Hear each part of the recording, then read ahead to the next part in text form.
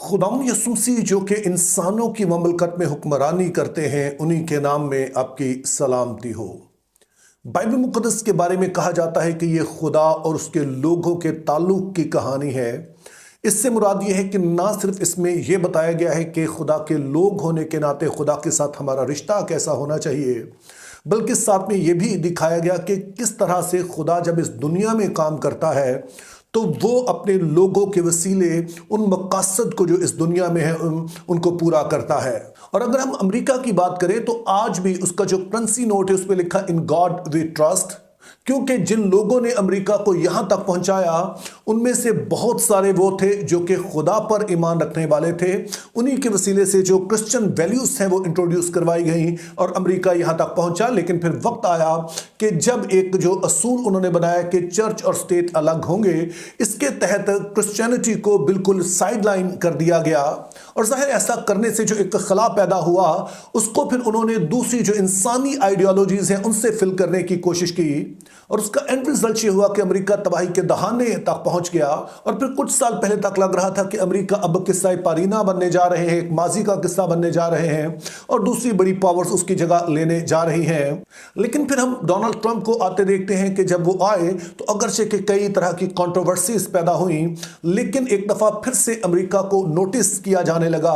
और खास तौर पर अपनी सेकंड प्रेसिडेंसी में उन्होंने बड़े ही बोल्डली इस बात का कहा कि हम मसीहत को वापस अमरीकी जिंदगी में लाना चाहते हैं, क्योंकि मसीहत को साइडलाइन करके हमने अपना मॉरल कंपस खो दिया है। यानी कि हम एक ऐसी कौम बन रहे हैं जिसकी कोई मंजिल नहीं है। अब ट्रंप की सेकंड टर्म का ये पहला साल मुकम्मल हो चुका है और आज की वीडियो में मैं जायजा लेना चाहता हूं कि जब ट्रंप ने ये कहा था कि हम मसीहत को, रिलीजन को वापस अमरीकी जिंदगी में लेके आएंगे, तो किस हद तक ये बात आगे बढ़ी है। तो उसमें से सबसे पहला और अहम कदम उनकी काबीना का इंतखाब था, यानी कि वो लोग जो उनके आसपास रहेंगे, जो उन पॉलिसीज को बनाने में जो कि वो इंप्लीमेंट करना चाहते हैं मदद देंगे, उसका चुनाव इंतहाई अहम था। अब वैसे तो उनकी काबीना की ज़ाहिर एक लंबी लिस्ट है, लेकिन मैं सिर्फ यहां पर 4 लोगों का जिक्र करना चाहता हूं जो उनके करीब तरीन हैं, जो भी उनके इरादे हैं, जो भी उनकी पॉलिसीज हैं वो बनाने में मदद भी करते हैं, उसको इंप्लीमेंट करने में मदद देते हैं। तो उनमें सबसे पहले आ जाते हैं उनके नायब सदर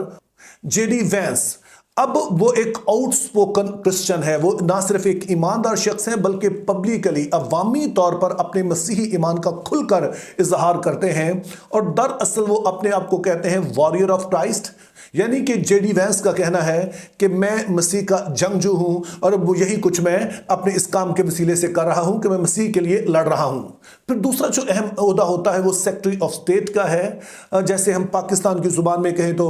वो वजीर खारजा हैं। और जब चार्ली का की डेथ हुई तो पहली दफ़ा मैंने उन्हें मसीह के बारे में बोलते सुना और वो बहुत ही हार्ट वार्मिंग स्पीच थी, लेकिन जिस तरह से वो बोल रहे थे उसमें खुलूस भी झलक रहा था और लग रहा था कि जैसे एक इवेंजलिस्ट, एक मुबश्शिर जो है ये तकरीर कर रहा हो। फिर तीसरा बड़ा महकमा डिफेंस डिपार्टमेंट है, जिसका उन्होंने नाम बदलकर अब डिपार्टमेंट ऑफ वॉर रखा है और उसके जो सेक्रेटरी हैं उनका नाम है Peter हेग्सेथ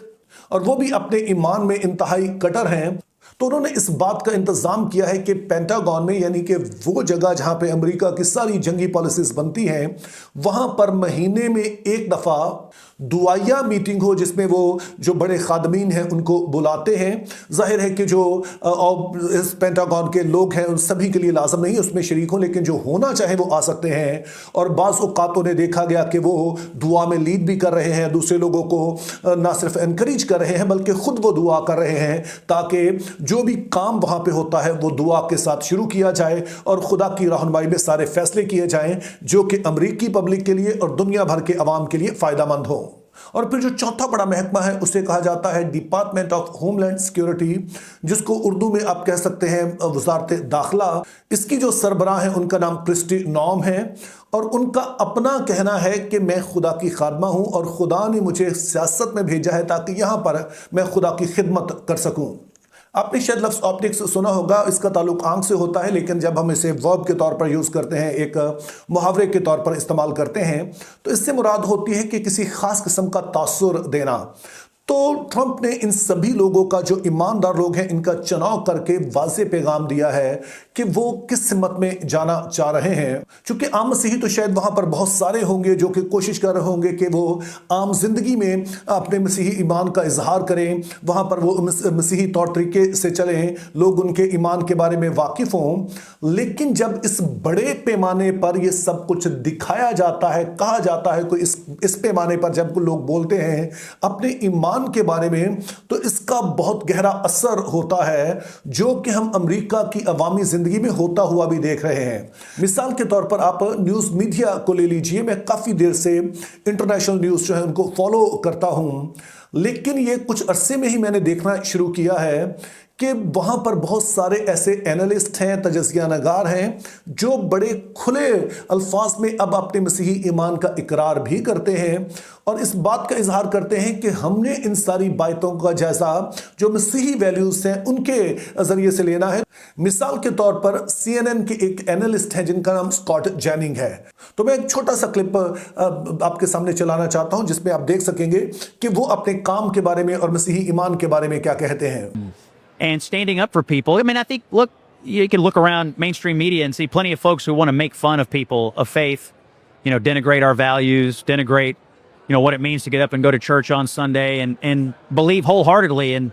Jesus Christ as our Savior, Man. And so it's either they're going to make fun of it, they're going to denigrate it, they don't understand it, they have no grounding in it. So sometimes I get a chance to sort of speak on behalf of people of faith and say,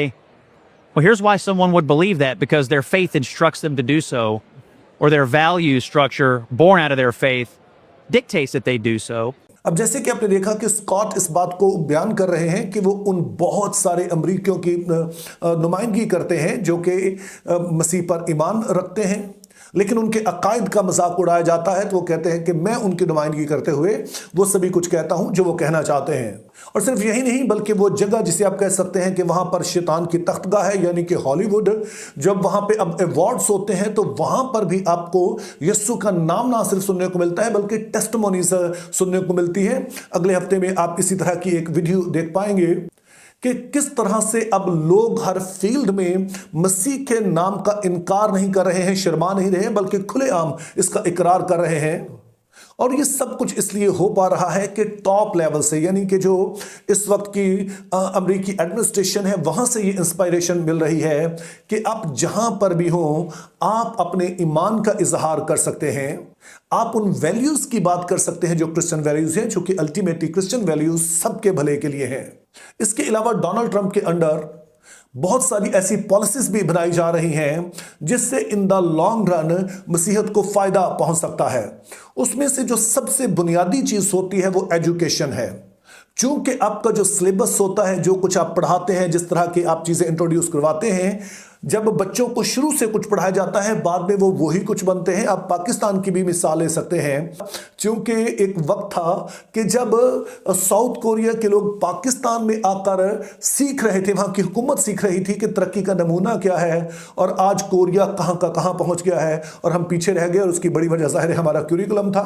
تو ایسا ہی کچھ امریکہ میں بھی ہوا ہے کہ یہ federal government کے انڈر تھا کہ وہ پالیسیز بنائیں, اور جیسے میں نے کہا کہ بہت سر کی غلط آئیڈیالوجیز ہے جو اینٹی کرسچن آئیڈیالوجیز ہیں وہ سلیبس میں شامل کر دی گئی, اور سارے کا سارا کنٹرول جو تھا وہ فیڈرل گورنمنٹ کے پاس تھا, جس کا مطلب یہ ہے کہ جو کیوریکولم بنتا تھا وہ سبھی جگہوں پر وہی اپلائی ہونا تھا. لیکن اب